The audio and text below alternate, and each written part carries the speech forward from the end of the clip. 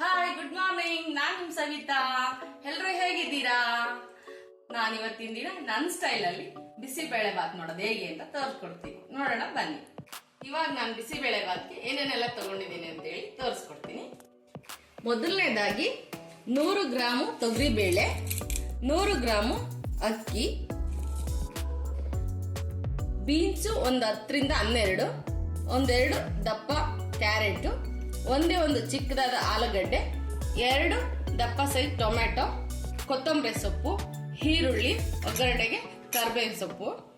ಅದ್ರ ಜೊತೆಗೆ ಅದಕ್ಕೆಲ್ಲ ಮಸಾಲೆಗಳನ್ನ ಆ್ಯಡ್ ಮಾಡೋದು ಯಾವ್ಯಾವುದು ಅಂತ ಹೇಳಿದ್ರೆ ಖಾರದ ಪುಡಿ, ಬಿಸಿಬೇಳೆ ಬಾತ್ ಪೌಡ್ರು, ಸಾಸಿವೆ, ಜೀರಿಗೆ, ಹಿಂಗು, ಗಸಗಸೆ, ಕೊಬ್ಬರಿ, ಅರಿಶಿನ, ಉಪ್ಪು, ಬೆಲ್ಲ ಮತ್ತು ಹುಣಸೆ ರಸ. 1 ಸ್ಪೂನು ಎಣ್ಣೆ ಜೊತೆಗೆ ನಾನು ತುಪ್ಪನ ತಗೋತೀನಿ. ಇವಾಗ ನಾವು ಬಿಸಿಬೇಳೆ ಬಾತ್ ಮಾಡೋದಕ್ಕೆ ಶುರು ಮಾಡೋಣ. ಒಂದು ಕುಕ್ಕರ್ ತಗೊಳ್ಳೋಣ. ಅಲ್ಲಿ ಸಫೋಲಾ ಗೋಲ್ಡ್ ಆಯಿಲ್ ಅನ್ನ ಯೂಸ್ ಮಾಡಿಕೊಂಡು ಅಡುಗೆ ಮಾಡ್ತಾ ಇದ್ದೀನಿ.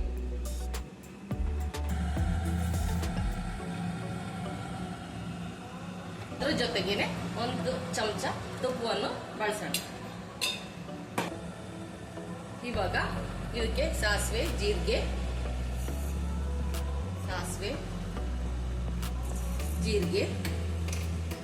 ಚಟ್ಪಟ ಅಂತ ಎಲ್ಲ ಸಿಡಿಯೋಕ್ಕೆ ಶುರು ಆಯ್ತು. ಇವಾಗ ಕರಿಬೇವಿನ ಸೊಪ್ಪು ಹಾಕೋಣ.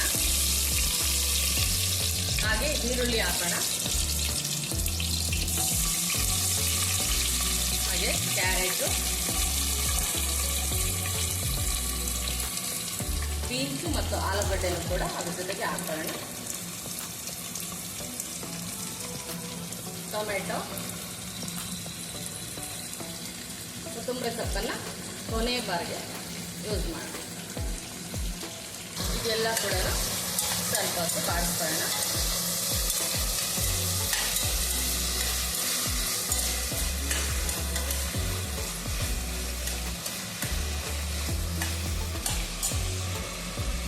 ನಂತರದಲ್ಲಿ ತೊಗರಿಬೇಳೆ ಮತ್ತು ಅಕ್ಕಿನ ನೀಟಾಗಿ ತೊಳೆದು ಇದಕ್ಕೆ ಹಾಕೊಳ್ಳೋಣ.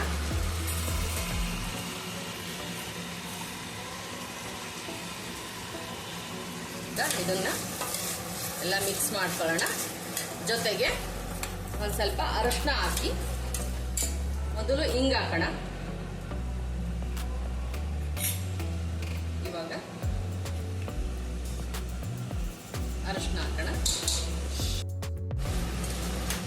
ಹಾಗೆ ಇದಕ್ಕೆ 200 ಗ್ರಾಮ್, 100 ಗ್ರಾಮ್ ತೊಗರಿಬೇಳೆ, 100 ಗ್ರಾಮ್ ಅಕ್ಕಿಗೆ ಒಂದು 4 ಲೋಟ ನೀರು ಹಾಕಿ 1 ಕೂಗು ಕೂಗ್ಸೋಣ.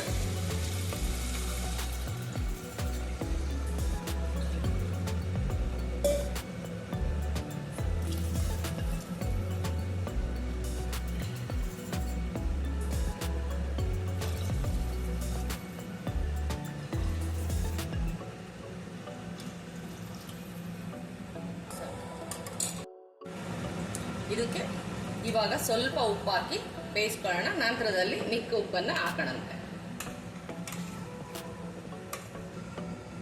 ಇವಾಗ ಲಿಡ್ ಅನ್ನು ಕ್ಲೋಸ್ ಮಾಡಿ 1 ವಿಷಲ್ಲು ಅಥವಾ ಕೆಲವರು ಕುಕ್ಕರಲ್ಲಿ 2 ವಿಷಲ್ಲು ಕೂಗಿಸ್ಕೊಂಡ್ಮೇಲೆ ತಗೊಳ್ಳೋಣ.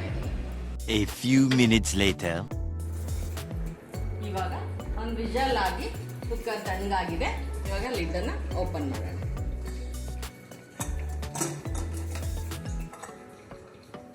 ನೋಡಿ, ಈ ತರ ಆಗಿದೆ. ಇವಾಗ ಇದಕ್ಕೆ ಮಸಾಲೆಗಳನ್ನೆಲ್ಲ ಆ್ಯಡ್ ಮಾಡೋಣ. ಮೊದಲನೇದಾಗಿ ಸ್ಟವ್ ಅನ್ನು ಆನ್ ಮಾಡ್ಕೊಳ್ಳೋಣ. ಇದಕ್ಕೆ ಹುಣಸೆ ರಸನ ಸೇರಿಸೋಣ. ಹಾಗೆ ಉಪ್ಪನ್ನು ಹಾಕೋಣ. ಸ್ವಲ್ಪ ಉಪ್ಪನ್ನು ಬೇಯಬೇಕಾದ್ರೆ ಹಾಕಿದ್ವಿ. ಇವಾಗ ಮಿಕ್ಕ ಉಪ್ಪನ್ನು ಇವಾಗ ಹಾಕೋಣ. ಇದಕ್ಕೆ ಖಾರದ ಪುಡಿ ಹಾಕೋಣ.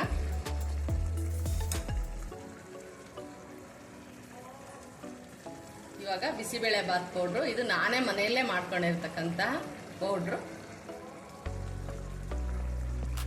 ಮುಂದಿನ ವಿಡಿಯೋಗಳಲ್ಲಿ ಅದನ್ನ ಎಕ್ಸ್ಪ್ಲೈನ್ ಮಾಡಿ ತೋರಿಸ್ಕೊಡ್ತೀನಿ ಬಿಸಿಬೇಳೆ ಬಾತ್ ಪೌಡ್ರು ಮಾಡೋದನ್ನ. ಹಾಗೆ ಸ್ವಲ್ಪ ಒಣ ಕೊಬ್ಬರಿ ಪುಡಿ,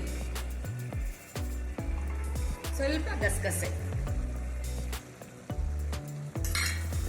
ಹಾಗೆ ರುಚಿಗೆ ಸ್ವಲ್ಪ ಬೆಲ್ಲ ಇದೆಲ್ಲ ಸೇರಿಸಿ ಒಂದ್ಸರಿ ಮಿಕ್ಸ್ ಮಾಡ್ಕೊಳ್ಳೋಣ. ನಿಮಗೆ ಗಟ್ಟಿ ಅನಿಸಿದ್ರೆ ಒಂದೊಂದು ಗ್ಲಾಸ್ ನೀರನ್ನು ಹಾಕೊಂಡು ತೆಳ್ಳಗೆ ಮಾಡ್ಕೊಳ್ಳಿ. ಒಂದು ಕುದಿಸ್ಕೊಳ್ಳಿ.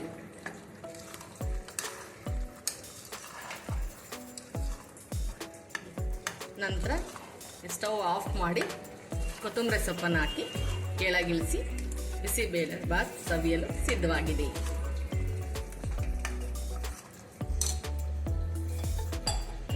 ಲಾಸ್ಟಿಗೆ ಕೊತ್ತಂಬರಿ ಸೊಪ್ಪು ಹಾಕೋಣ.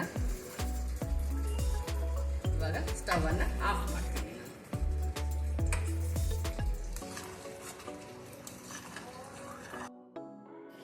ಬಿಸಿಬೇಳೆ ಬಾತು ಸವಿಯೋದಕ್ಕೆ ಸಿದ್ಧವಾಗಿದೆ. ಅದರ ಜೊತೆಗೆ ಬೂಂದಿ ಖಾರ ತುಂಬ ಸೊಗಸಾಗಿರುತ್ತೆ.